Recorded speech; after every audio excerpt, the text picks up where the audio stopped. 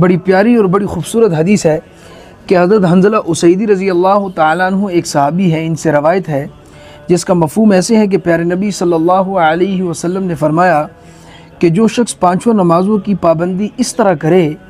کہ وضو اور اوقات کی پابندی کرے، سجدہ اور رکوع اچھی طرح سے کرے،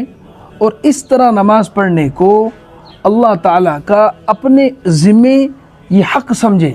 تو آپ نے فرمایا کہ اس آدمی پر جہنم کی آگ کو حرام کر دیا جائے گا۔ تو میرے بھائیو دوستو، اب یہ کتنا پیارا عمل ہے کہ وضو کی اور نماز کے اوقات کی پابندی کرنی ہے، سجدے کو اچھی طرح کرنا ہے، رکوع کو اچھی طرح کرنا ہے۔ تو میرے بھائیو دوستو، ایک تو نماز کا اہتمام خود بھی کریں اور دوسرے لوگوں کو بھی اس کی دعوت دیں۔ نماز نہ پڑھنے کے بہت سارے نقصانات ہیں اور پڑھنے کے بہت سارے فائدے ہیں، اور پیارے نبی صلی اللہ علیہ وسلم نے فرمایا کہ اللہ پاک روشن رکھے اس شخص کا چہرہ جو میری حدیث کو سنے اور اس کو آگے پہنچائے۔